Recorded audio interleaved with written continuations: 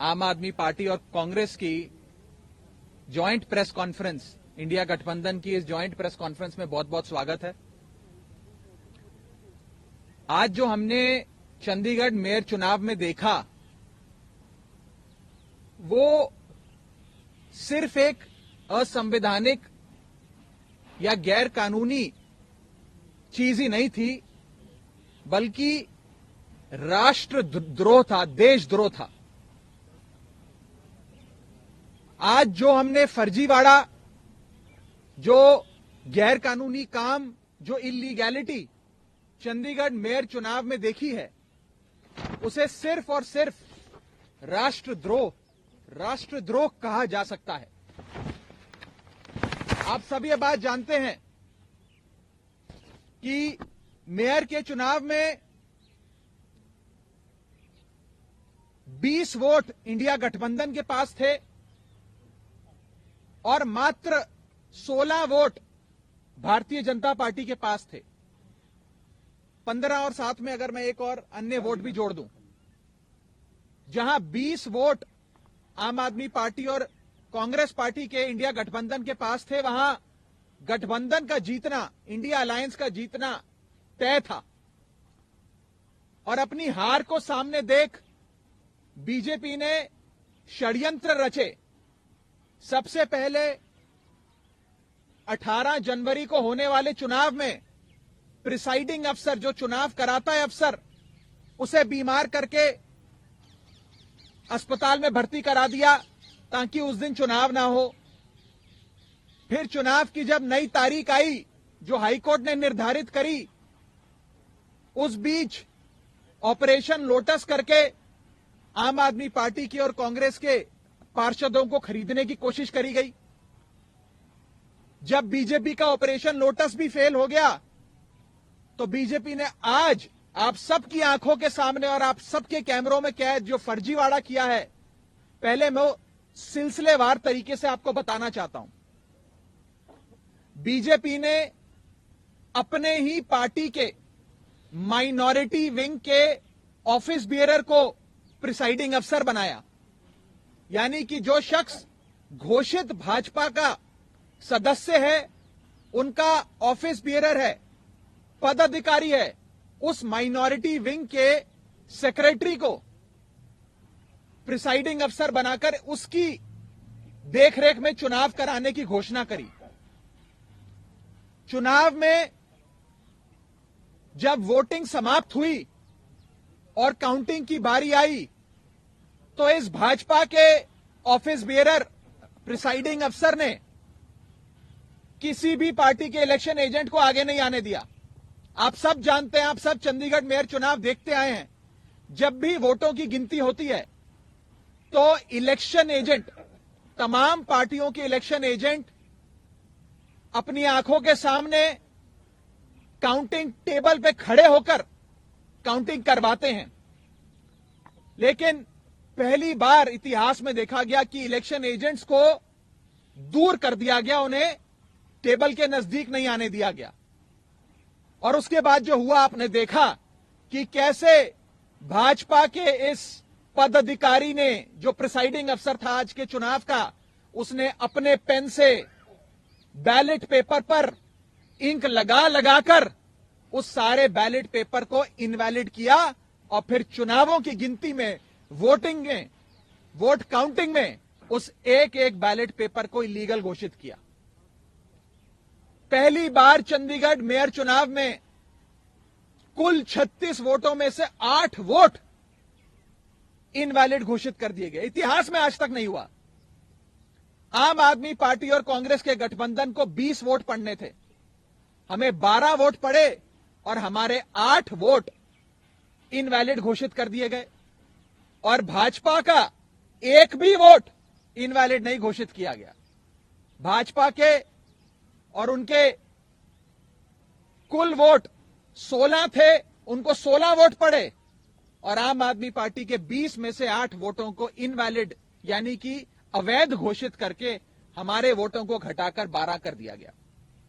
साथियों, जब भी किसी भी वोट को अवैध घोषित किया जाता है या इनवैलिड करार दिया जाता है तो उस वोट को दोनों पार्टियों के काउंटिंग एजेंट को दिखाया जाता है अवैध घोषित करने से पहले।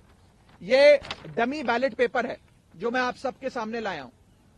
जब काउंटिंग के दौरान इस प्रकार के बैलेट पेपर को इल्लीगल घोषित किया जाता है तो प्रिसाइडिंग अफसर, अगर मान लीजिए मैं प्रिसाइडिंग अफसर हूं, तो मैं दोनों पार्टियों के इलेक्शन एजेंट को वो दिखाऊंगा बैलेट पेपर की, देख लीजिए यहां इनके निशान बाहर लगा हुआ है, ये इनवैलिड है, मैं इसे अवैध घोषित कर रहा हूं। ऐसे दोनों पार्टियों के इलेक्शन एजेंट को दिखाया जाता है और दिखाने के उपरांत उनकी सहमति से और जो डीसी चुनाव हैं, जो डिप्टी कमिश्नर बैठे हैं, उनकी सहमति से इस वोट को अवैध घोषित किया जाता है।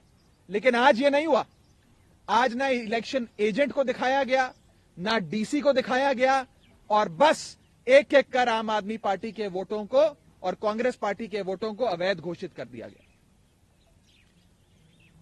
यह दिखाता है कि भारतीय जनता पार्टी इतने छोटे से एक मेयर के चुनाव में, म्युनिसिपल कॉरपोरेशन के मेयर के चुनाव में, अगर इस प्रकार की गैर कानूनी असंवैधानिक घटनाएं को अंजाम दे सकती है, तो आप सोचिए कि लोकसभा चुनाव की हार देखते हुए ये लोग क्या करेंगे।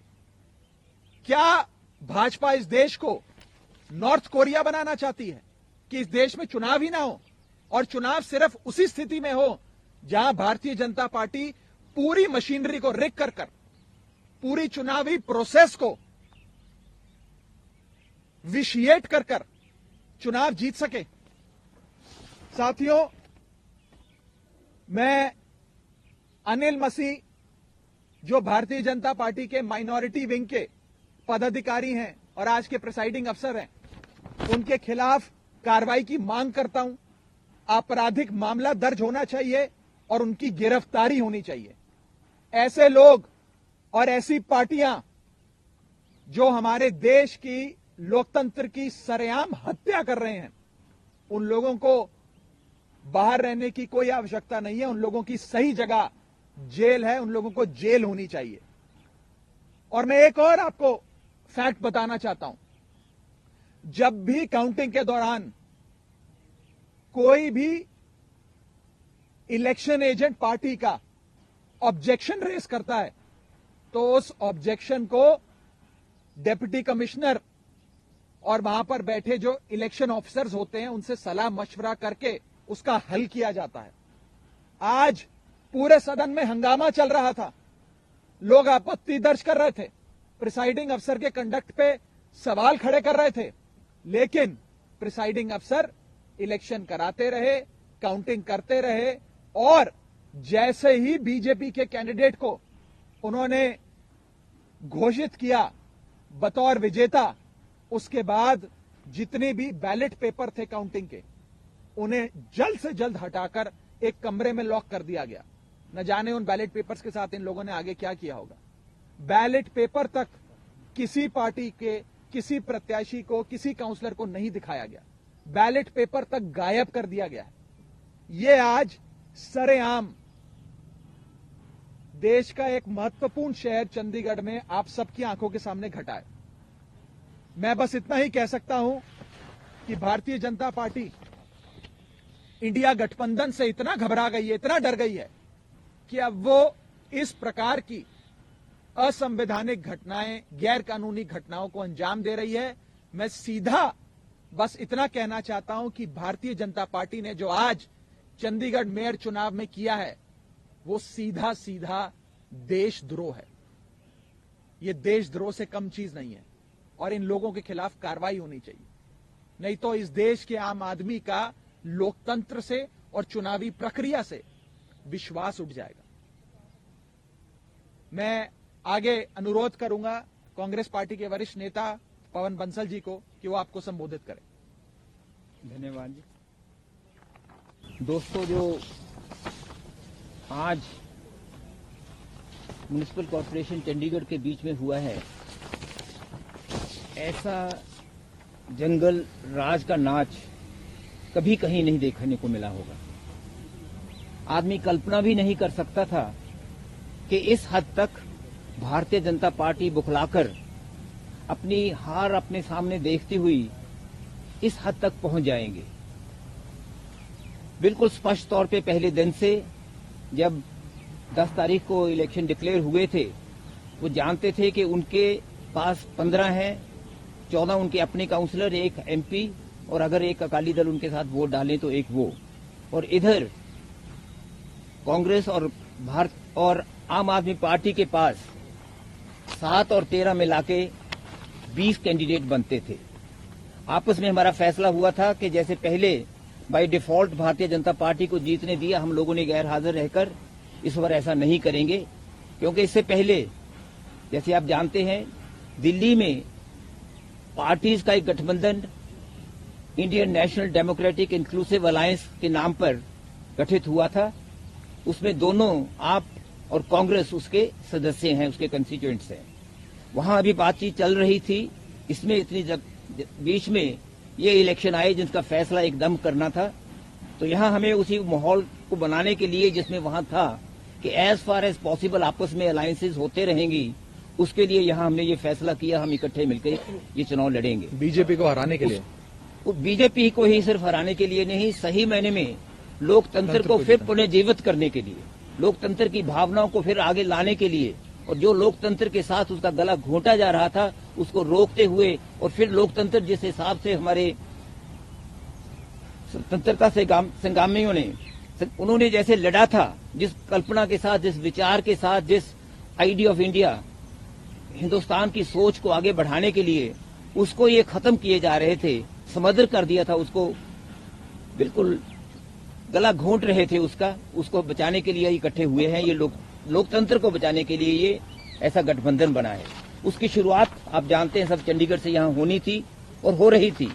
पिछले दिनों में पहले तो आप जानते हैं कि 18 तारीख को क्या हुआ। 18 तक भी लगातार ये लगे रहे हर प्रयास करने, हमारे काउंसलर्स को और आप पार्टी के काउंसलर्स को, दोनों को अलग अलग तरह से कुछ भी कोशिश हो जो सब उन्होंने की। यहां तक भी जरूरत की हमारे और लोगों से भी बात करने की कि वो कुछ कर पाए, और सब तरह के उन्होंने प्रलोभन दिए। लेकिन जब उन्होंने देखा कुछ नहीं हो रहा, तो 18 तारीख को जब वहां पहुंचे, मौके पे वहां जाके पता लगा कि नॉमिनेशन पेपर्स जो पोल उस दिन होना था उसको डिफर करके इनडेफिनेट अभी तारीख नहीं दी थी। क्यों? क्योंकि श्री अनिल मसीह इनके जो अपने एक नॉमिनेटेड काउंसलर हैं, शायद आज तक उनका नाम नहीं पहले आपने सुना होगा, 18 से पहले उनको इन्होंने नॉमिनेट किया था एज प्रिजाइडिंग ऑफिसर।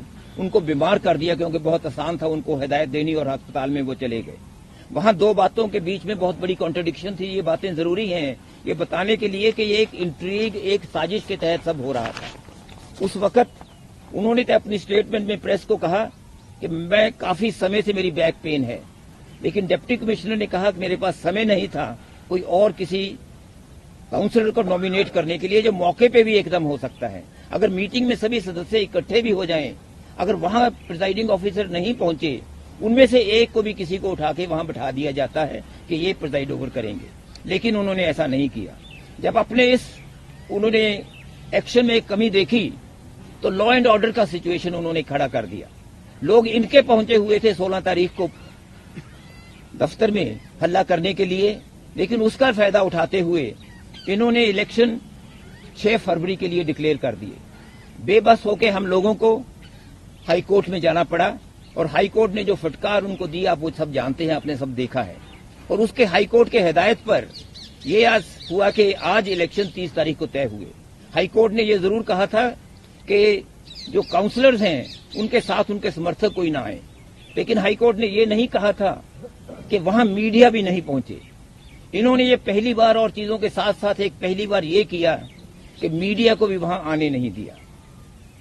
मीडिया बाहर रहे, और उन्होंने, जो मैं फिर कह रहा हूं कि वो कल्पना भी नहीं हो सकती थी।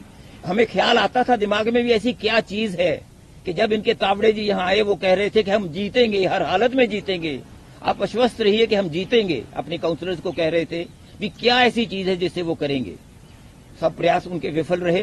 तो उन्होंने आज जब चुनाव शुरू हुए उस वक्त, अगर आप एक पता नहीं शायद गलती उनसे हो गई, जिसने वो की होगी उसको भी सजा देंगे ये लोग, वो सारे का सारा इन्होंने लाइव स्क्रीन पे दिखाना शुरू कर दिया। और वो लाइव स्क्रीन पे हम लोगों को बाहर सभी को देख रहा था, आप भी देख रहे होंगे उसको। उसमें एक एक नॉमिनेशन पेपर पे अगर आप गौर से देखें, मैं उनका धन्यवाद करता हूं जिन्होंने दोस्तों ने वो उसको पकड़ा। एक एक नॉमिनेशन पेपर पे एक साइड पे थोड़ा सा निशान लगा के दूसरी तरफ हस्ताक्षर करते हैं। हमने डिप्टी कमिश्नर से पहले रिक्वेस्ट की हुई थी कि ये जो प्रिजाइडिंग ऑफिसर हैं उनके पास पेन अलग रंग का होना चाहिए, हरे रंग का उनके पास पेन होना चाहिए, ताकि ऐसा ना हो कि वही कोई निशान लगा दें जिसका हमें डर था वो करें। हमने ये जरूर सुनिश्चित किया कि बैलेट पेपर देने से पहले ऐसा ना कर दें। लेकिन जब बैलेट पेपर वहां पहुंचे, एक नॉर्मल प्रोसेस है, वो नॉर्मल डेमोक्रेसी का अधिकार है पार्टीज का, इलेक्शन लड़ने वालों का, कि अपना एक काउंटिंग एजेंट वहां मौके पे बिठाते हैं। काउंटिंग एजेंट आगे होते हैं, दोनों कैंडिडेट अपना अपना एक नामजद कर देते हैं, वो वहां आके वहां वो देखते हैं, एक एक पेपर को वो देखते हैं, फिर वो देखते हैं भी हाँ ये इनवैलिड है। लेकिन इस केस में क्या हुआ, जो काम सेक्रेटरी या किसी और ऑफिसर का होना था म्युनिसिपल कॉर्पोरेशन में, वो भी उन्होंने प्रिजाइडिंग ऑफिसर ने खुद ले लिया। बैलेट पेपर निकाल के बाहर रखे, एक एक को खुद खोला, खोल के देख रहे थे हम उनके चेहरे पे क्या रंग उड़ रहे थे। वो देख रहे थे ये भारतीय जनता पार्टी हार रही है, और ये आपका जो कैंडिडेट मेयर का था, हमारे कांग्रेस के होने थे senior deputy mayor and deputy mayor, आपस में ये समझौता था। जो ये कैंडिडेट हमारे साझे कैंडिडेट मेयर के लिए थे, देख रहे थे उनको वोटें ज्यादा, उनके चेहरे पे देखने को पता लगता था, उनके हाथ कांपने में पता लगता था। उन्होंने वो 2 बार ऐसे ऐसे करके रख दिए। बाद में उन्होंने फिर, वो ऐसा नहीं होता, बाद में उन्होंने फिर उठा के एक पे निशान लगाया साइड पे और वहां हस्ताक्षर करके रख दिए, उनको रिजेक्ट करते रहे, दूसरे 2 ट्रेज में रख दिए। रिजल्ट वो हुआ जो राघव जी ने कहा है, 12 और 16 रहे, 8 वोटें